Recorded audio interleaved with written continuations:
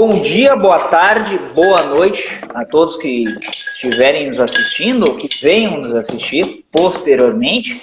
Lembrando que essa live, após a finalização, será postada lá no canal do Descomplica Direito no YouTube. Aliás, eu peço para ti que esteja nos assistindo ou que depois compartilhe o vídeo, que se inscreva no canal, que deixe o seu comentário, deixe o seu like, porque é sempre importante para que o projeto continue e siga adiante. Inclusive, o professor Arnaldo também tem um canal no YouTube, tá? Que foi disponibilizado também o curso sobre redes contratuais. Tá? Então, dá uma olhada no canal do professor Arnaldo no YouTube, que ele explica assim detalhadamente o assunto e a matéria, né? E a sua obra, Curso de Redes Contratuais. Aliás, vamos ter o sorteio do curso Redes Contratuais, a obra do professor Arnaldo, que foi publicada pela Livraria do Advogado Editora. Agradeço aí ao Janar pela parceria com o Descomplica Direito. E, sem mais delongas, professor, é um prazer tê-lo conosco.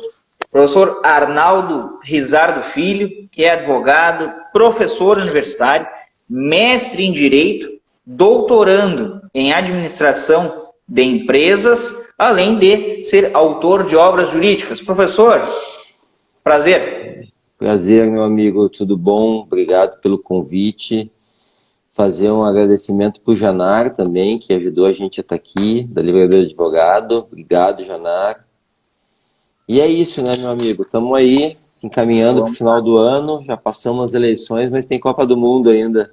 É verdade. Depois Natal, Ano Novo, e aí sim a gente descansa aí um mês desse ano complexo, que foi 2022, pós-pandemia, né? Meu Deus do céu. Uma coisa assim, realmente fora, né, de contexto.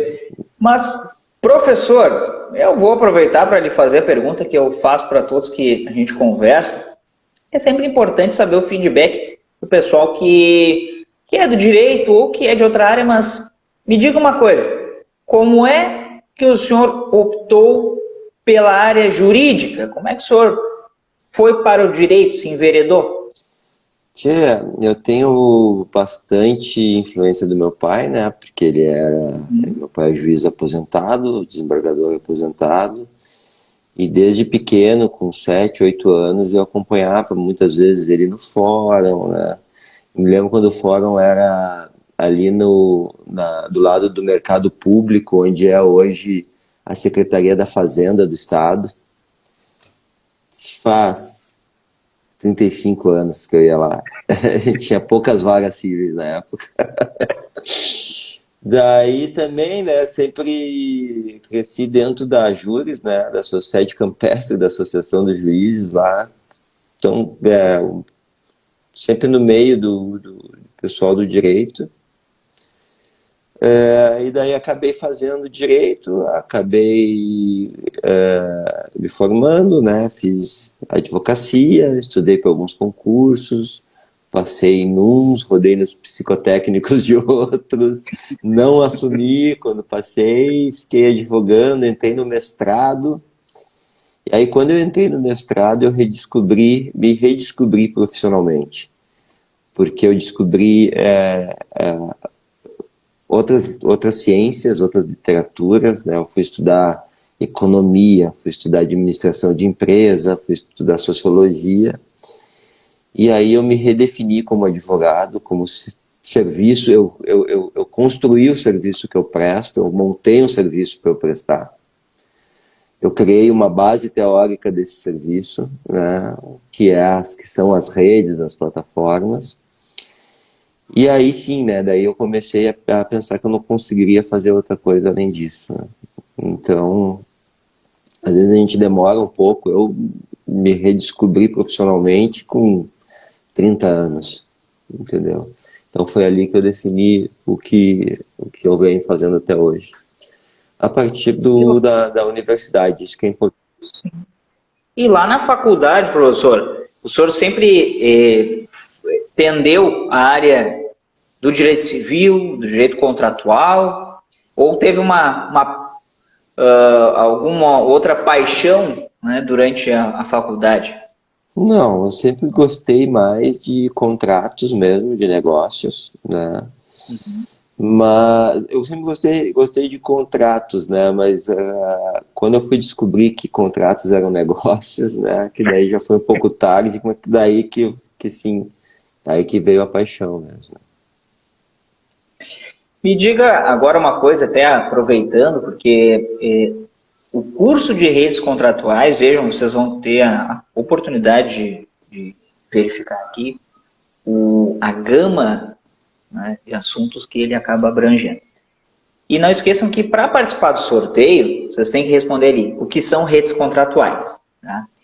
E agora, partindo para esse ponto do nosso tema da live aqui, professor, como é que poderíamos definir, né, primeiro, como é que as redes contratuais hoje estão estabelecidas e o que são, então, essas redes contratuais?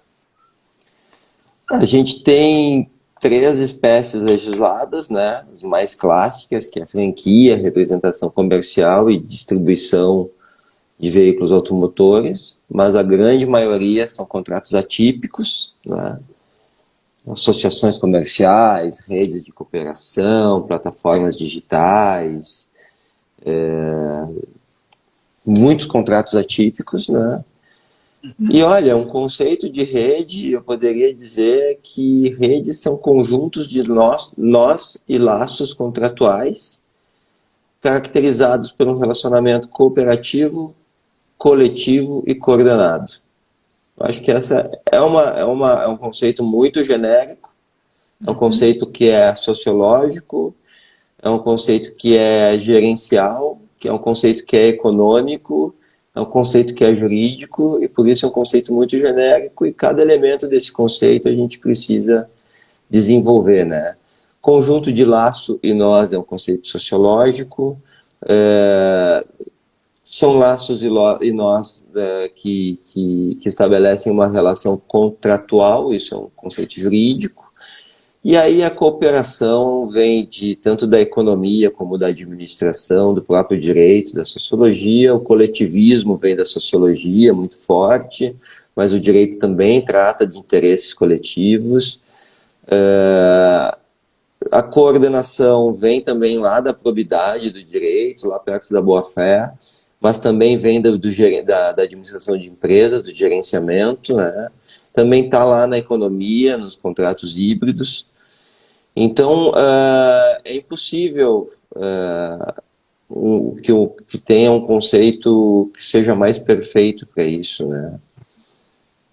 Eu gosto muito de partir do ponto de partida organizacional. Eu acho que isso é básico, né?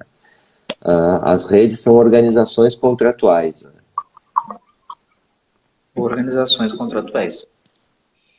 E, professor, quando é que o senhor percebeu que apenas o direito não seria suficiente para, então, sanar essa dúvida que toda pesquisa ela parte de uma dúvida, né, de uma situação, problema. Quando é que o senhor percebeu que, olha, o direito ele tem a sua limitação para entender essa complexidade contratual?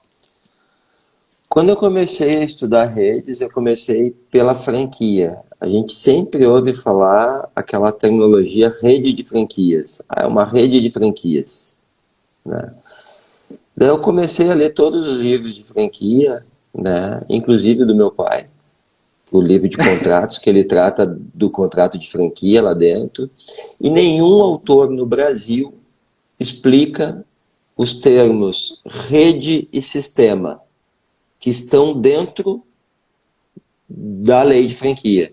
Na lei de franquia, no artigo 1º, a gente tem o termo sistema, e lá no artigo 2º, nos incisos, nós temos 3 vezes o termo rede.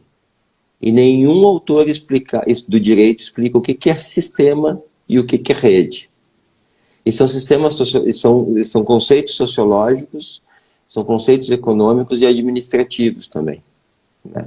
E até mesmo filosóficos. A gente pode puxar um pouco de Pierre Levy aí, que vai explicar como que essas relações contratuais elas são mais líquidas, mais difusas, mais abertas, mais soltas, mais heterárquicas, né? Mais desmaterializadas. Então, daí eu cheguei à conclusão de que a rede de franquia é uma espécie do gênero redes. Franquia é uma espécie do gênero rede. E aí a gente chega no problema pior ainda do que da literatura de franquia. É o tema de que no direito ninguém trata das redes, né? A gente tem no Brasil 2 ou 3 livros que são visões ainda lá dos anos 2010, 1995, que são um pouco que reprodução da literatura estrangeira, né? Mas ainda sem uma análise profunda, uma análise metodológica do que é a rede. Por isso que eu fiz o livro tão completo, com uma bibliografia extensa, com um índice extenso, e também aproveitar para agradecer à Escola Superior da Advocacia, da OAB do Rio Grande do Sul. Na época, a sua presidente, a sua diretora era a doutora Harzen, não sei se é Eliane Harzen. Elaine Harzen. Isso. Era a Elisângela. Elisângela? Era a diretora na época, hoje é o Dr. Rolf Madalena. E eles me deram total abertura para desenvolver o tema. Arnaldo, pega a tua pesquisa, traz para cá, faz teus cursos, pega o feedback com os colegas, chama os colegas para participarem, e hoje a gente está indo para a 6ª edição desse curso, né? E, enfim, ao longo dessas 5 primeiras edições, o livro foi sendo escrito para ajudar os alunos, os nossos colegas a entenderem ele, e ficou esse trabalhão aí, né? Parte dele se desenvolveu do meu mestrado, e a outra parte veio de tudo que a gente desenvolveu na ESA do Rio Grande do Sul, que foi o nosso laboratório para botar o curso em vários outros lugares, em faculdades de direito, né? Professor, quais foram os aspectos que... Inclusive, hoje está nascendo um projeto nosso na ESA também, que é um curso de plataformas digitais, estudos interdisciplinares, que está nessa mesma pegada das redes. A gente analisa as plataformas digitais sob um viés econômico, sociológico, um viés filosófico e um viés administrativo, para poder falar do direito dela. E quais foram os aspectos que surgiram durante esses cursos que o senhor ministrou e que acabaram compondo a sua obra? Quais foram, assim, as indagações relacionadas, né, nesses cursos? Eu acho que a principal questão, né, foi uma questão que nasceu na minha banca de dissertação do mestrado, que o professor Fabiano Koff-Coulon, da Unicinos, aqui do Rio Grande do Sul, pediu que eu focasse no desenvolvimento dos critérios de identificação da rede. Até lá eu não tinha focado nisso, eu não tinha focado nesse aspecto dos critérios com o meu orientador. E daí, a partir dessa criação dos critérios, os 3 Cs, cooperativismo, coletivismo e coordenação, a gente conseguiu pousar as redes contratuais dentro do Código Civil, especificamente nas cláusulas gerais dos princípios do Código Civil. Acho que essa é a principal questão. Hoje a gente vê tanta coisa sendo... Tantos fenômenos econômicos, o campo organizacional está se renovando a cada dia com novos negócios, novos modelos de negócios, startups, spin-offs, redes, plataformas, marketplace, e a gente tem dificuldade de entender sob a ótica jurídica porque a gente não consegue pousar essas matérias dentro da legislação. Então essa foi a minha preocupação, né? E também mais um agradecimento aqui ao professor Fabiano Koff-Klonf. Foi imprescindível, né? A gente passa mais agradecendo a todo mundo que ajudou a isso, a vir até aqui, do que outra coisa. Não, mas é que se não tivesse a cooperação, né, professor? Porque essa cooperação justamente auxilia que os demais consigam entender.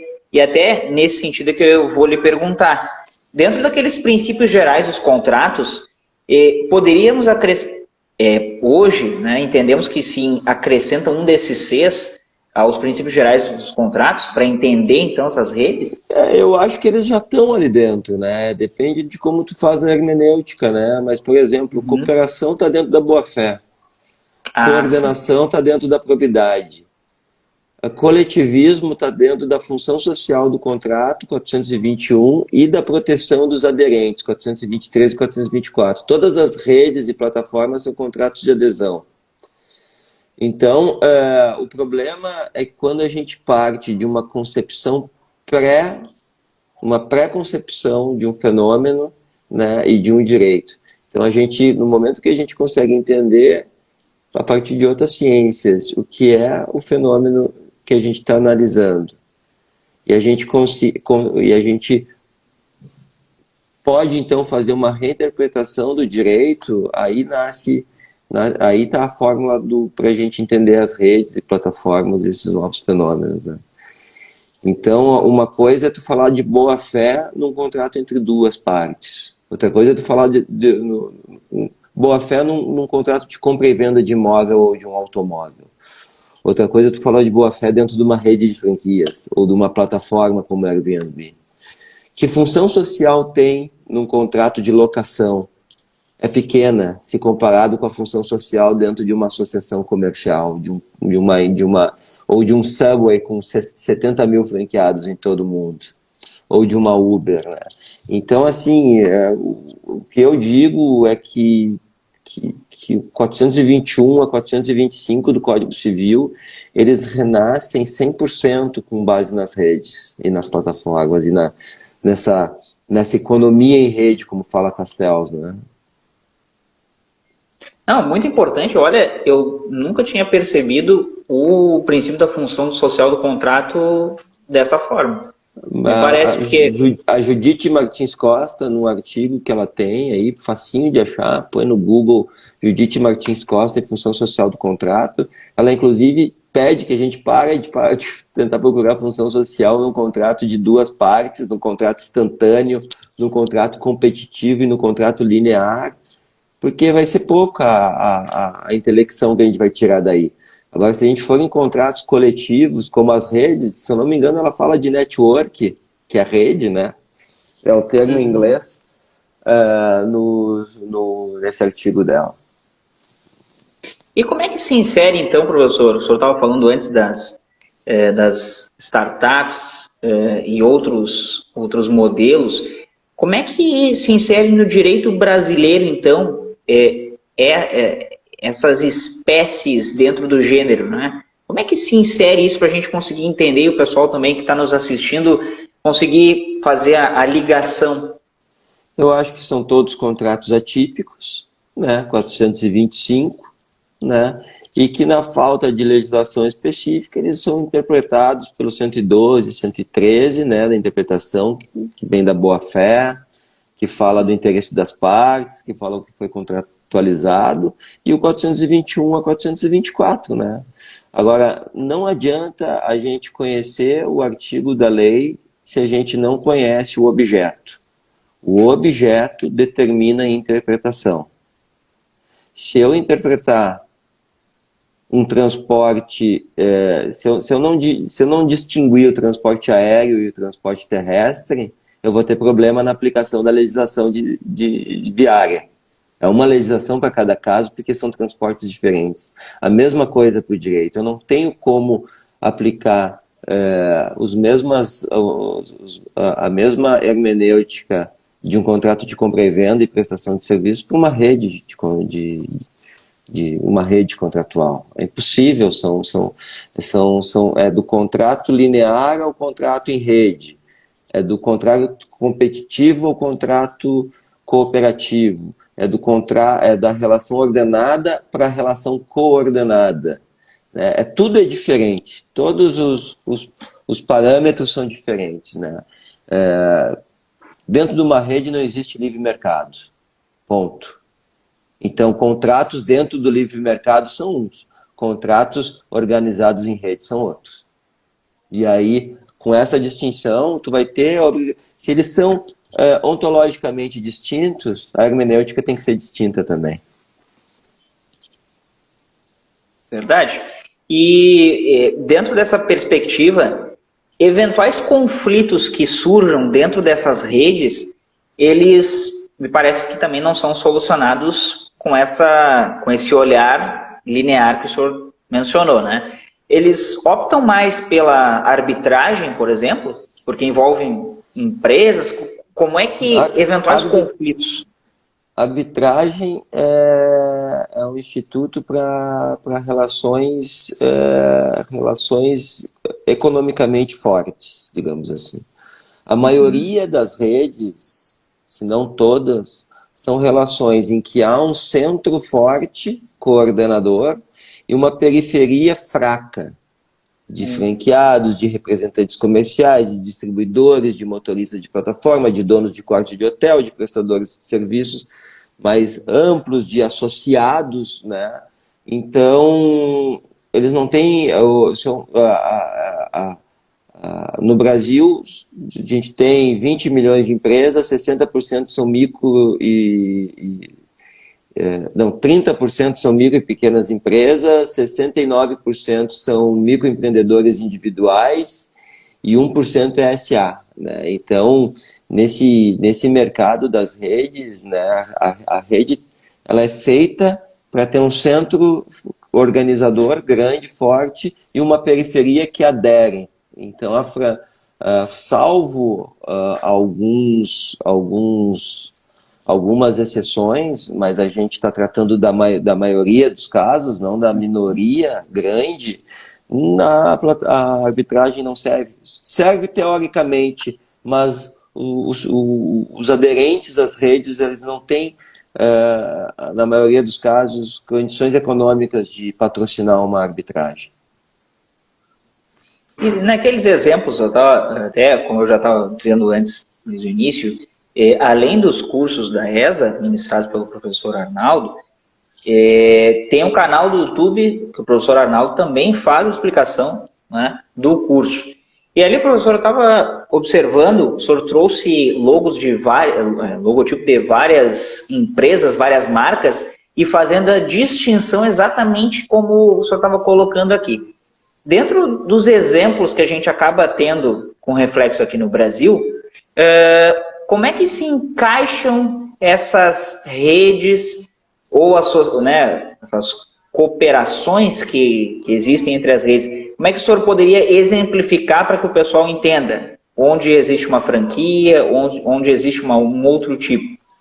Então, olha, como eu falo, quem está na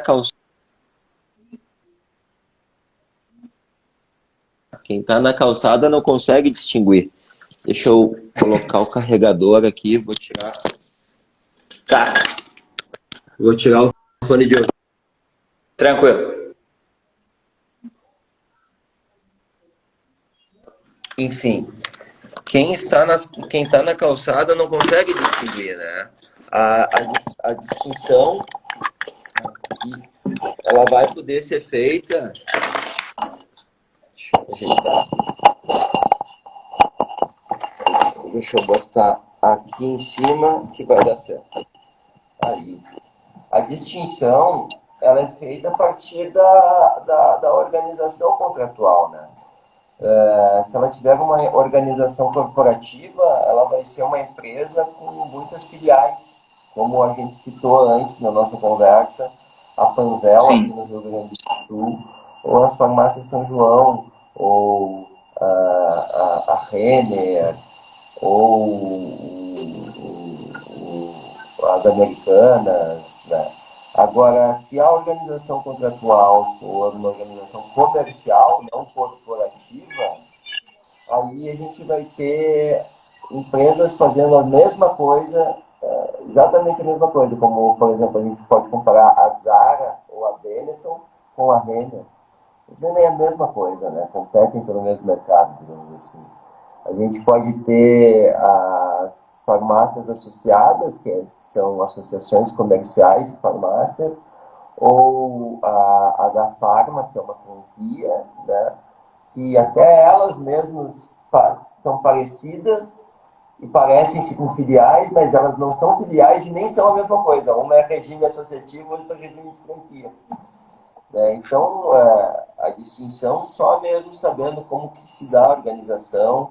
Acho que a primeira questão que é importante definir é que rede é distinto de filial, né?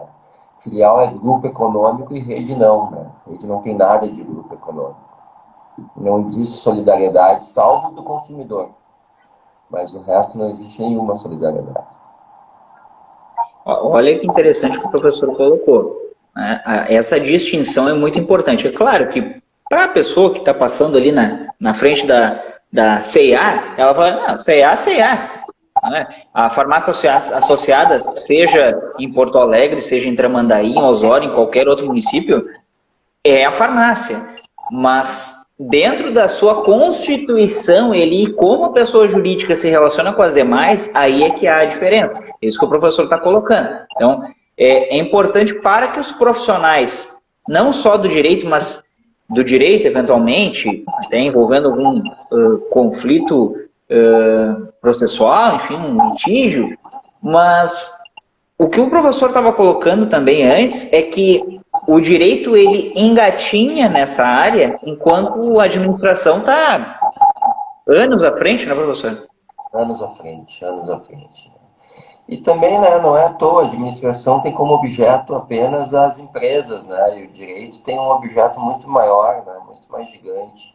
Mas o que eu faço, o que eu fiz, foi justamente isso, né, foi sair do direito para ir estudar num programa de administração, pós-graduação, né, doutorado da Unicinos, que tem a nota 7 do cada CAPES, a nota mais alta, né, a mais alta é a 7.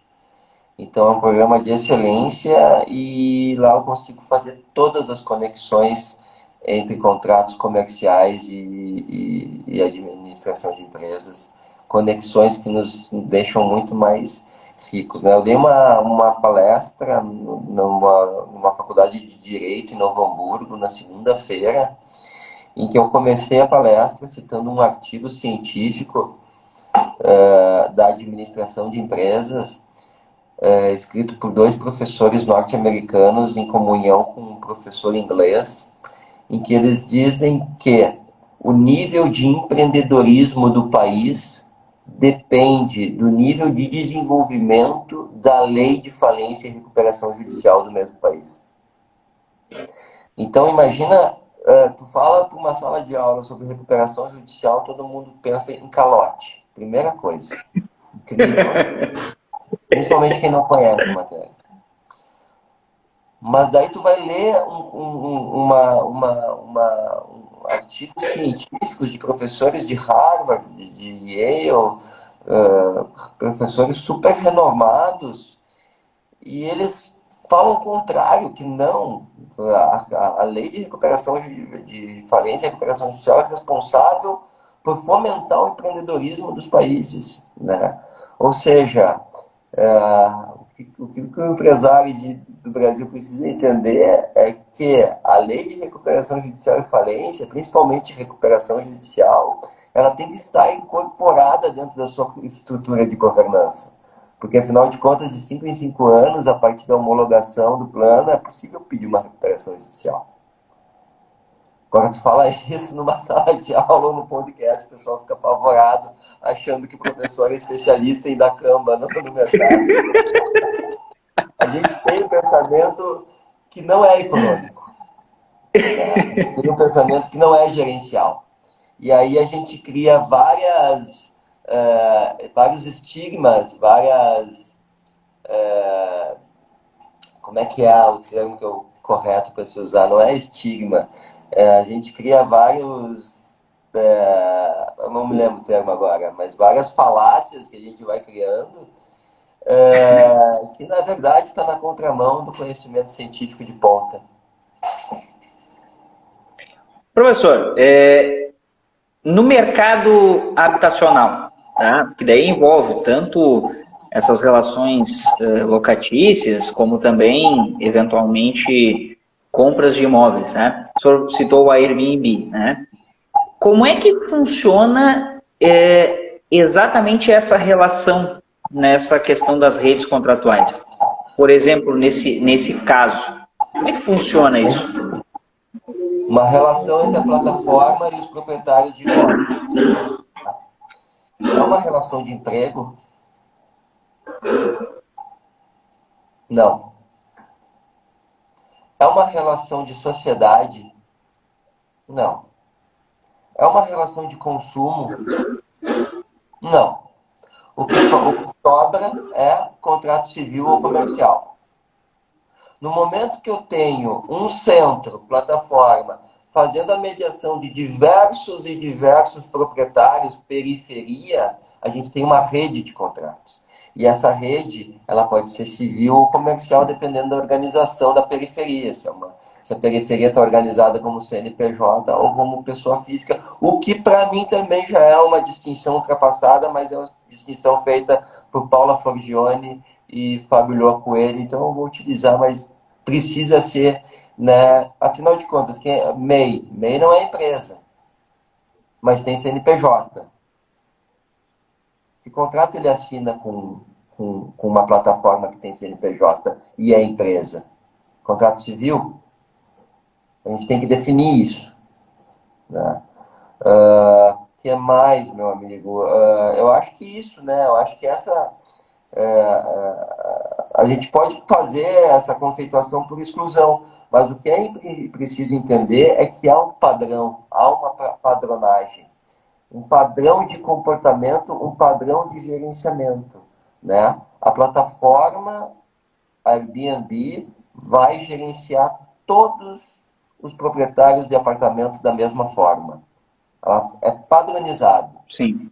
Né? E é justamente isso que forma a rede, e esse padrão, inclusive, é direito desses aderentes. No momento em que, vamos dizer, dois apartamentos vizinhos no mesmo prédio, da mesma metragem, mesmas características, a plataforma cobra comissão de 20% de um e 40% de outro. É possível isso?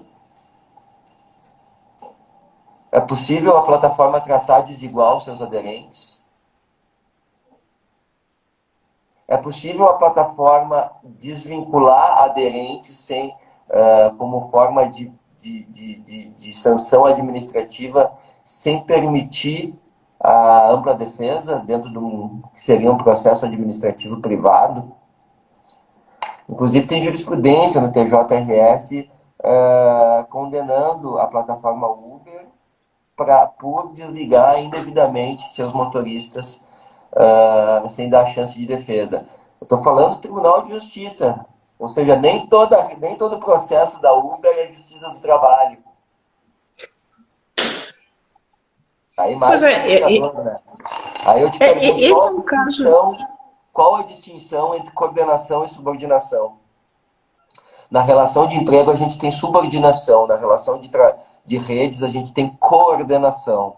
E eu vou dizer mais uma coisa que ninguém ainda se deu conta, mas na franquia do McDonald's há mais regras, penalidades e padrão do que na plataforma Uber. Logo, por raciocínio lógico, se o Uber é empregado, todo franqueado é empregado. Então, assim, toda a discussão em torno disso é uma discussão que é incipiente, não científica, é feita com base de dentro do direito, quando é preciso sair do direito para entender isso. E é muito possível que, com o tempo, toda essa jurisprudência que está se formando na Justiça do Trabalho avance e entenda o porquê que dentro de uma plataforma não há relação de emprego. Mas, para isso, preciso primeiro que os senhores juízes do trabalho saiam de dentro do direito do trabalho, saiam também de dentro do direito civil e vão buscar em outras ciências conhecimento para entender ontologicamente o que é uma plataforma. para depois então poder fazer as suas interpretações jurídicas. Eu acho que vai demorar para acontecer isso, né? Não, não, mas isso que o senhor traz, de fato, essa comparação com o McDonald's, ela é bem interessante para entender. Né? Se o McDonald's não, É. se o dono se um franqueado do McDonald's não abre um dia porque morreu a esposa dele, ele leva uma multa, meu amigo. Fenomenal. Porque tudo é feito para o negócio funcionar independente das mortes. Ininterruptamente. Né? Ininterruptamente. Por isso a relação em rede. Tem muito mais contradições no novo varejo do que a gente imagina. A nova economia, a sociedade em rede, trouxe a economia em rede, trouxe o mercado em rede, trouxe um varejo em rede. Tudo isso tem que ser pensado em termos de organização e nível de rede. Enquanto não for, vai estar se aplicando direito de Napoleão aos contratos atuais, sendo que os direitos de Napoleão, o livro do direito das obrigações, que foi desenhado pela primeira vez pelo Código Napoleônico, nada mais é do que uma evolução do direito romano. Uma compilação e uma evolução e um enquadramento do que era o direito romano. Então a gente está em relação às redes, a gente está olha, não tem como aplicar a legislação de direito contratual atual para as redes. Só fazer uma interpretação dessa que eu faço do 421 a 425, mas é preciso oxigenar aí o direito contratual e o direito das obrigações. Se aplica o 421 a 425 do Código Civil para as redes, mas não se aplica o livro das obrigações. Isso é paradoxal. Realmente paradoxal. E aí ele pergunta, aproveitando o ensejo, dentro das plataformas digitais, das redes sociais, por exemplo,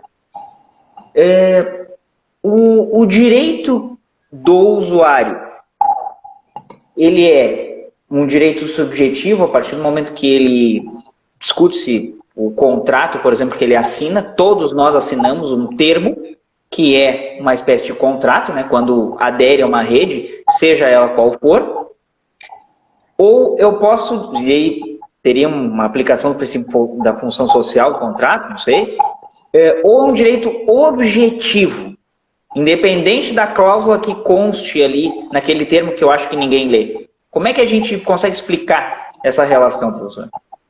Tu falou em rede social no início, né? Aham. Redes contratuais são redes econômicas. Por exemplo, Facebook, Instagram e LinkedIn estão fora disso que a gente está falando. São redes sociais. Eu estou falando de redes contratuais, que é uma relação contratual econômica. Eu aderi ao Instagram, até pode ser considerado um contrato, mas não é um contrato de mercado, como, por exemplo, uma plataforma. Né? Mesmo que envolva eventualmente, algum tipo de comercialização de produtos ali? Não, aí sim, mas aí a gente vai estar falando de marketplace, né?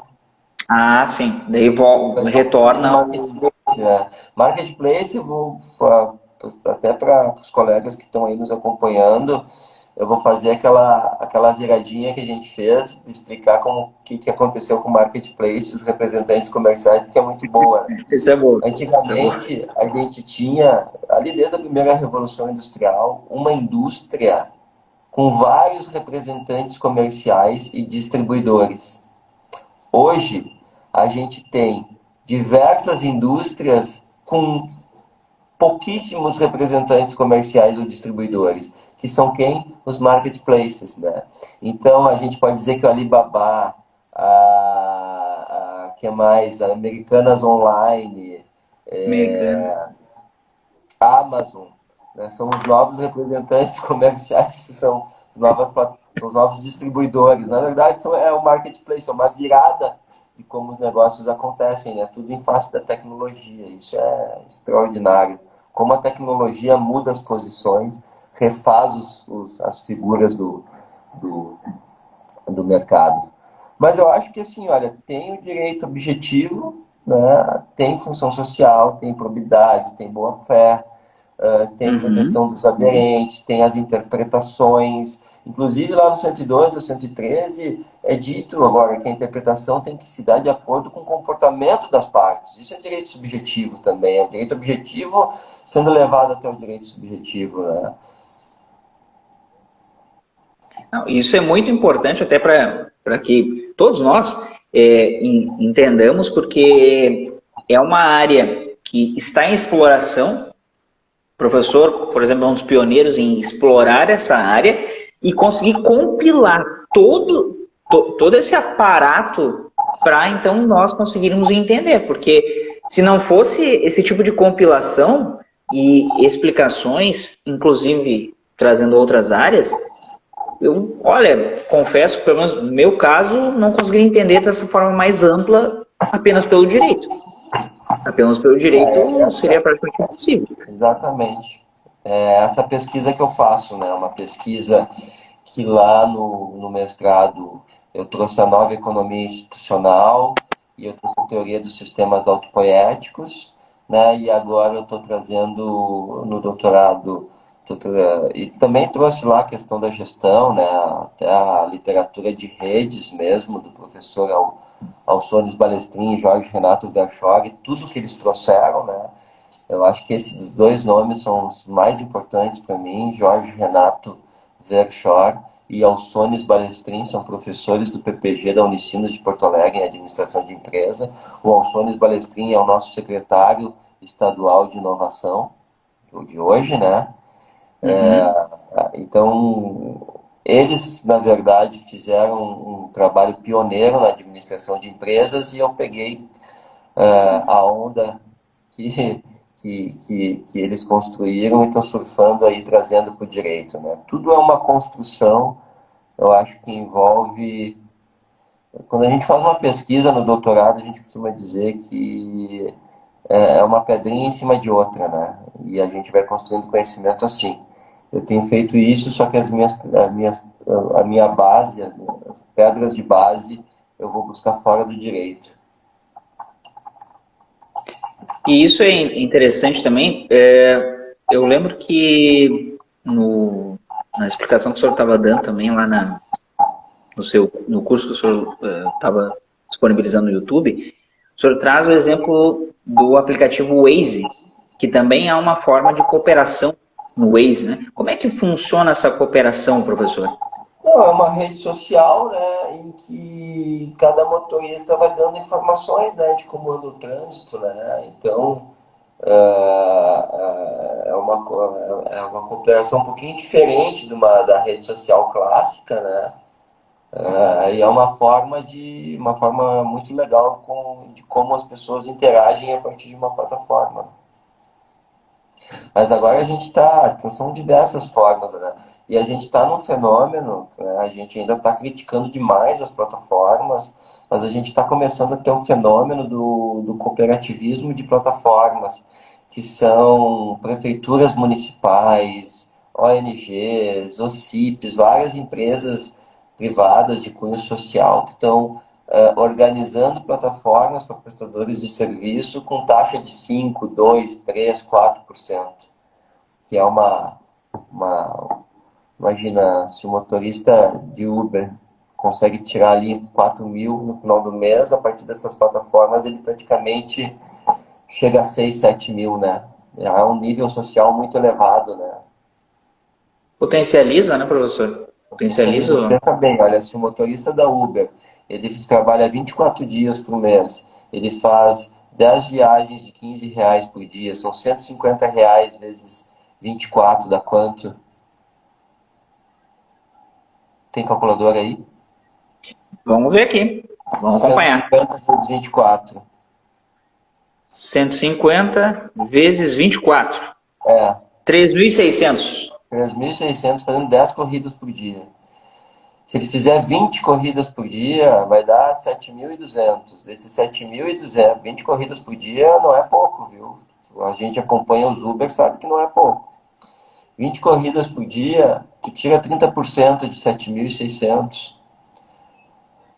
Isso fica na plataforma. 30% vai dar 2.400. Sobra 5.200. Ele tem que botar gasolina, ele tem que arrumar o carro. Quanto que sobra para ele? Sim. Todo esse trabalho? Pouquíssimo, né? Então, algumas correções, algumas falhas de mercado estão sendo construídas, né, a partir do Estado mesmo, né, o Estado empreendedor. E há outras situações em que o trabalhador não consegue, ainda não chegou, né? A sua profissão, o seu trabalho ainda não está nas plataformas. Se a gente for estudar a lei de microempreendedorismo individual, a gente vai ver que das quase 450 atividades que estão lá na lista anexa, a gente consegue colocar pelo menos metade em plataforma. Olha o que a gente consegue criar de trabalho. Talvez isso não seja economicamente viável para um proprietário de plataforma. Talvez o proprietário de plataforma não veja, olha, não tem tantos prestadores de serviço daquela atividade, ou não vai me render tanto. Mas aí está o local para os municípios patrocinarem plataformas digitais de prestadores de Só, serviço MEI. Cara, só e que eu aí lhe, a gente só lhe gasta interromper. Eu ia lhe perguntar exatamente isso, questão do poder público. Como é que ele pode, então, colaborar, entrando nessa questão, né? é assim mesmo, né? Pegando e criando é, uma visibilidade para esses MEIs através de plataformas, né? Porque os prestadores de serviço eles estão restritos à sua localidade. Então, se cada município conseguisse entender a lista de quantos microempreendedores tem registrado no seu território e conseguisse reuni-los através de uma plataformas, o município conseguiria dar visibilidade a esses prestadores de serviços que estão invisíveis. Eles não conseguem fazer propaganda dos seus serviços em redes sociais, no Google Ads. Nem se tivesse classificados ainda, eles teriam dinheiro para fazer. Né? Então, É verdade. eu acho que assim, olha, tudo, as plataformas e essas redes, elas são trabalhos de empreendedores institucionais, ou seja, de empresários que visionaram um modelo de negócio novo e mudaram o mercado, não só empreendedor institucional mudaram o mercado, mas que não estão isentos de falhas, não estão isentos de falhas de mercado, né? Como altas taxas. E é nessas falhas que os municípios podem crescer a partir do patrocínio de plataformas, por exemplo, para os MEIs que somam aí mais de 18 milhões de CNPJs no Brasil. 18 milhões é muita gente, né? É muita gente. 18 milhões de microempreendedores individuais e que muitos, de fato, dependem exclusivamente dessa renda. Exclusivamente dessa renda. E E que, que assim, é muito difícil para eles ter o acesso, né? Saber para onde ir, para onde não ir, como alcançar o cliente. Essa é a questão, né? O problema de todo mundo talvez seja esse. o senhor acha, até trazendo isso, que o sistema S, né, entrando aí, Sebrae, Senai, outros, tem condições hoje de fato, colaborar, além dos municípios, né, mas colaborar Olha, para isso? eu acho que sim. Eu acho que também pode se licitar essa organização de plataformas. Acho que o sistema S poderia fazer, mas aí talvez seja uma burocracia e uma demora maior ainda. Mas vejam o que o município do Rio fez. O município do Rio organizou plataformas de entregadores lá. A prefeitura do Rio Interessante fez isso. diretamente, fácil, rápido, né? Então, eu acredito nos municípios, nos governos locais. Né? O sistema S, às vezes, não estão em todos os municípios. não conseguem ser ágeis o suficiente. Bom, professor, a gente encaminhando então para... Tem muitos assuntos, olha, se a gente fosse falar sobre tudo, o curso do professor Arnaldo é muito completo e ainda continua com a pesquisa do doutorado. Eu vejo ali que também tem um tópico do curso que o senhor trata desses, não só dos novos conceitos, mas dessas indagações que ainda estão sendo respondidas ou surgem, né? Além disso que o senhor já mencionou, quais são os aspectos que a gente ainda teria que vislumbrar, pesquisar mais para a gente entender esse fenômeno? Eu acho que, na verdade, está ainda tudo no início, né? A literatura na administração de empresas, na economia e na sociologia já é um pouco antiga, mas eu acho que a primeira coisa que o direito tem que fazer é descobrir essa literatura. E não adianta, só descobrindo essa literatura vai ser possível fazer uma interpretação adequada do direito correspondente. Mas é preciso fazer essa leitura, é preciso sair do direito, é preciso sair de dentro do direito. É fundamental que a gente enxergue vida, a gente enxergue conhecimento. Nós, do direito, precisamos ter conhecimento fora do direito, conhecimento extrajurídico. A gente precisa disso. Se a gente tentar criar conceito a partir unicamente do direito, a gente vai errar, a gente não vai fazer da forma mais plena possível. O direito não pode conceituar as plataformas digitais, por exemplo. Günther Teubner, em 2011, falou que redes não é um conceito jurídico. Se não é um conceito jurídico e nem vai ser, só nos resta conhecer esses conceitos de fora do direito. E tentar adequar, né? No fenômeno. Não adianta, não é uma tarefa fácil, é uma tarefa trabalhosa, mas é um conhecimento enriquecedor, porque nos dá a exata noção do que é a sociedade de hoje, né? Professor, para a gente ter conhecimento, até o último tópico que eu ia lhe perguntar, carecemos de uma legislação que trate, por exemplo, especificamente das startups, por exemplo? Como é que a gente está nesse sentido? A gente tem... Qual é o problema das startups para o direito? O direito, até agora, ele vem estudando as startups, as formas de aproximação dos players, dos investidores, investidores anjos, dos tomadores, né, de dinheiro, de capital, né?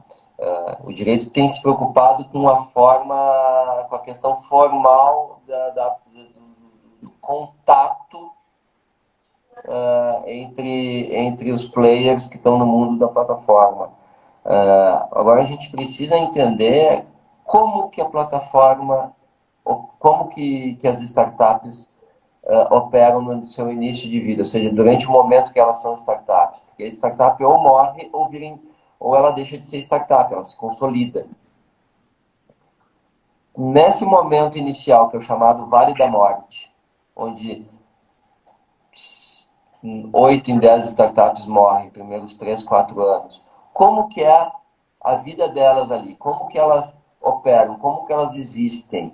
Né? E a gente ali vai compreender, principalmente a partir da administração de empresas, que nas startups, nesse período, nesse Vale da Morte, nesse período inicial de vida das startups, elas são totalmente desplanejadas. Elas não planejam nem sequer o produto que elas vão produzir. Porque o produto varia conforme o cliente precisa. Então, a startup tem um software que tem uma base nesse sentido, eles vão para potenciais clientes que precisam de software daquele sentido e pedem as especificações para o software seguir, e aí nasce o produto. O produto nasce depois nasce do feedback do empresário. Então, como é que tu vai planejar? Né? Então, vejam bem, o artigo 966 do Código Civil diz que a empresa é a organização. Empresário, né? Atividade empresária é de organização. Não existe organização nas startups. As startups são empresas que negam o artigo 966 do Código Civil. Como tratar isso? Então, como que eu digo, assim, todos esses negócios que nascem da revolução da internet, da revolução.com, revolução giga, como terceira revolução industrial, quarta também, como a gente queira dar, tem vários nomes, mas todos esses negócios que nascem daí precisam de um novo direito. Só que o novo direito vai nascer da compreensão transdisciplinar do que são esses novos negócios. Bom, professor, eu quero lhe agradecer pela sua participação, por ter aceito o nosso convite de conversarmos. Não esquecendo, antes a gente encerrar de pleno, que haverá o sorteio da obra do professor Arnaldo Rizzardo Filho, curso de redes contratuais, obra essa publicada pela Livraria do Advogado Editora. Então, participe de sorteio respondendo, e que a resposta está ali no início da live. O que são redes contratuais? O professor trouxe um conceito mais genérico e depois foi esmiuçando esse conceito com toda essa conversa que a gente teve. Então, não tem desculpa para não participar. Depois essa live também estará lá no YouTube, no Descomplica Direito, e em formato podcast no Spotify e outras plataformas de áudio. Professor, suas considerações finais. Eu acho que é isso, né? Quem quiser entender mais, tem aí os meus contatos, né? É verdade. Tem o site e o Instagram e LinkedIn, @negócios em rede. Lá é um escritório que a gente desenvolve acadêmica e profissionalmente esse tema, @negócios em rede, tá? @negócios em rede. Estou aqui em Porto Alegre, Rua Liberdade, esquina Guete, graças a Deus fazendo trabalho para todo o país aí com essa temática, e estamos aí, sempre receptivos com os colegas. Professor, um grande prazer ter conversado com o senhor. Então, siga o professor Arnaldo Rizzardo Filho no Instagram, @Arnaldo Rizzardo Filho, se não me engano, o endereço, né? Então, @Arnaldo Rizzardo Filho no Instagram. Também, @ que o professor acabou de citar, que é sobre os negócios em rede. O professor tem um canal no YouTube também, né, professor? Do meu escritório. Do escritório? Então, sigam lá, adquiram essa obra, é uma obra extremamente completa e que não é apenas para o direito. Ela se serve de outras áreas, inclusive administração, sociologia, filosofia, para explicar essa fenomenologia que é a questão das redes contratuais. Professor, forte abraço. Não é formado em nenhuma dessas áreas. É só empresário que quer entender um pouco como que acontece, o que se trata, compra e lê que vai ajudar. Senão, às vezes, o empresário já chega com sangue nos olhos, né? Na sua rede. Não é bem assim, né? Verdade. Mas então adquira a obra Curso de Redes Contratuais, que é extremamente completa. Professor, forte abraço, e para quem nos acompanhou aí, um forte abraço, um bom final de tarde. Valeu, tchau, tchau.